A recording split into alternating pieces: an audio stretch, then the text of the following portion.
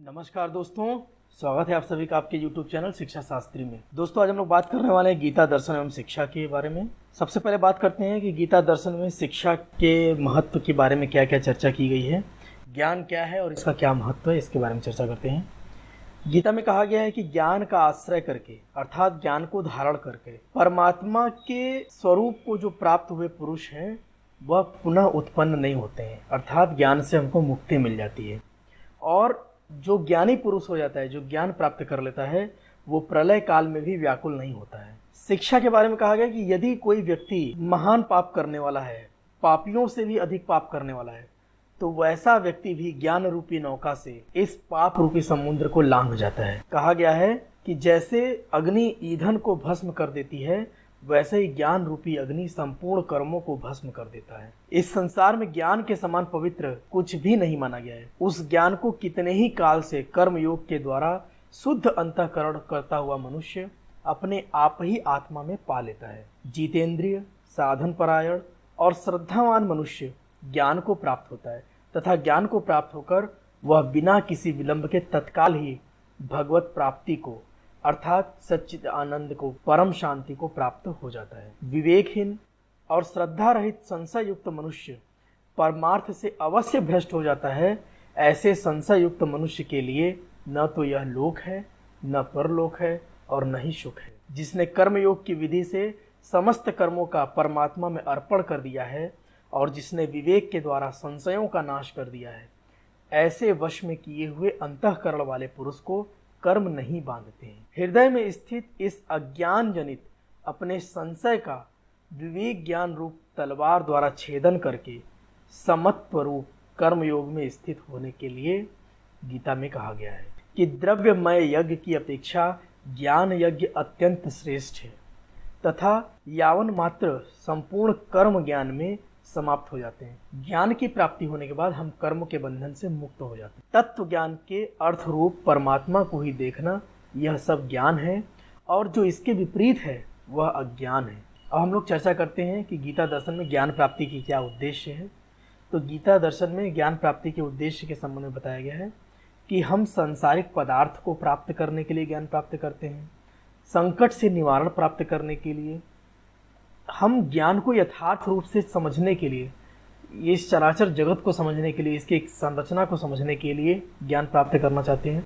और हम ज्ञान इसलिए प्राप्त करना चाहते हैं क्योंकि हम ज्ञानी बनना चाहते हैं। ज्ञान प्राप्त करना एक व्यक्तिगत उद्देश्य भी है, इसका सामाजिक भी उद्देश्य होता है, जिससे कि वर्ण के अनुसार हम अपने कर्म का निर्धारण कर सकें। ज्ञान प्राप्ति का जो उद्देश्य मुख्य रूप से गीता में बताया गया है वो आत्मानुभूति की प्राप्ति करना, सच्चित आनंद की प्राप्ति करना, जन्म मरण के बंधन से मुक्ति प्राप्त करने के लिए, मोक्ष प्राप्त करने के लिए, परम ज्ञान को प्राप्त करने के लिए और अज्ञान अथवा मोह का नाश करना भी ज्ञान प्राप्ति का एक मुख्य उद्देश्य है। गीता दर्शन में ज्ञानी पुरुष के कुछ लक्षण बताए गए हैं, उसके बारे में हम चर्चा करते हैं।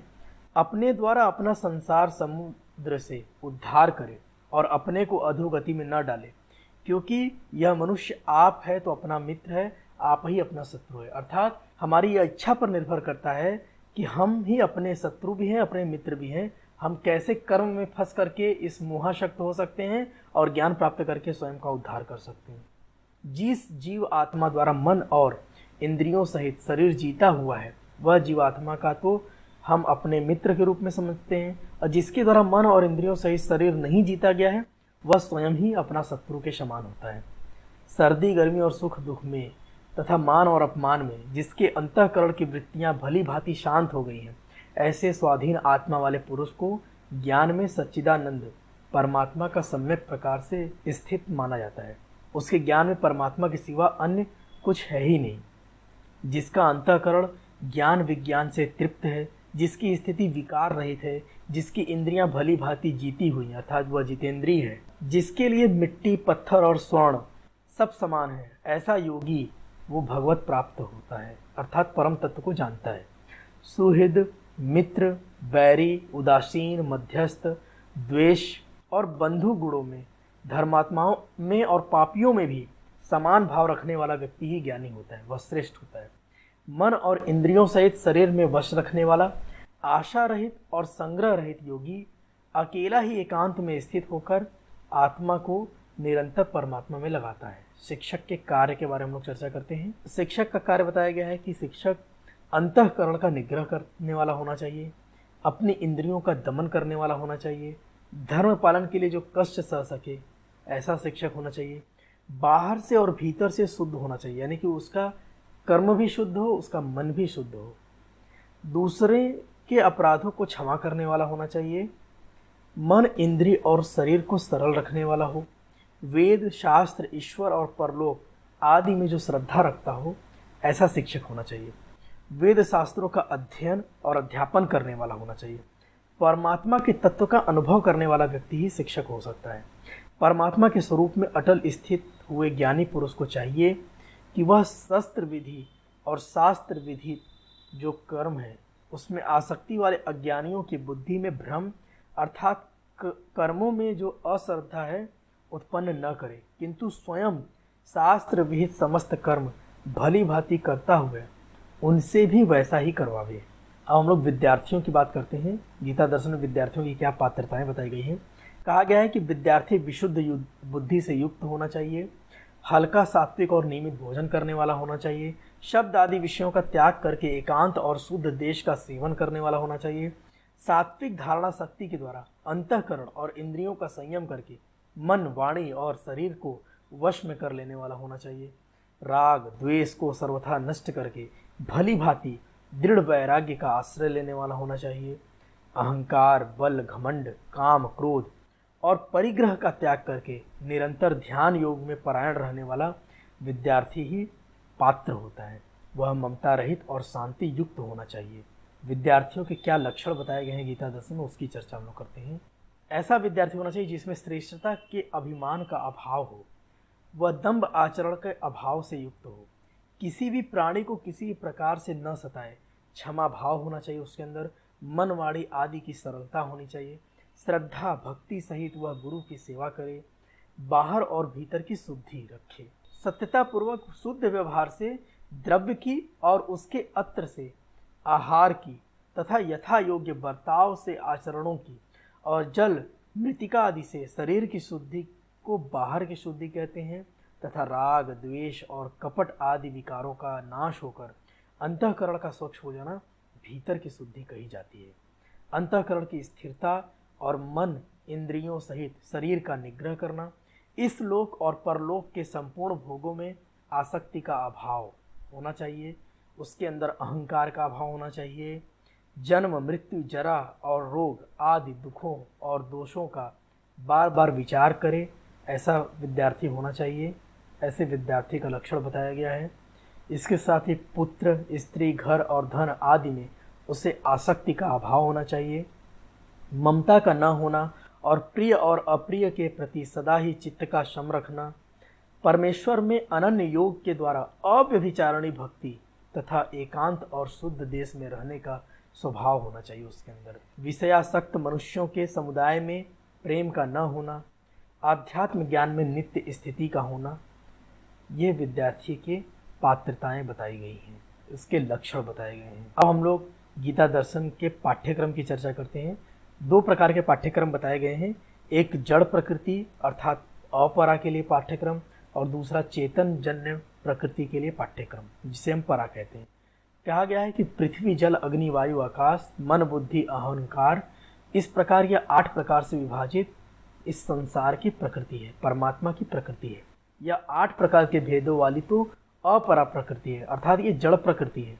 इससे दूसरी को जिससे यह संपूर्ण जगत धारण किया जाता है वह परमात्मा की जीव रूपा परा अर्थात चेतन प्रकृति होती है। तो जड़ प्रकृति को समझने के लिए हमें सांसारिक विषयों का अध्ययन करना आवश्यक है, जिसमें हम इतिहास, भूगोल, समाजशास्त्र और भाषा विज्ञान ये सब पढ़ते। परा को समझने के लिए धर्म, दर्शन, कला, साहित्य, तर्कशास्त्र, खगोल शास्त्र को निर्धारित किया गया है। शिक्षण विधियों की चर्चा कर लेते हैं। गीता दर्शन में किन किन शिक्षण विधियों की बात की गई है। पूरे गीता दर्शन में आप देखेंगे कि अर्जुन और कृष्ण का संवाद है, तो इसमें प्रश्नोत्तर के माध्यम से गीता को समझाया गया है। तो सबसे पहले जो शिक्षण विधि जिसको गीता उपयुक्त मानती है वह है प्रश्नोत्तर विधि, जिससे कि छात्र के मन का जो संदेह है वह दूर हो जाए। वह प्रश्न पूछ करके अपने गुरु से अपने जिज्ञासा की शांति करता है।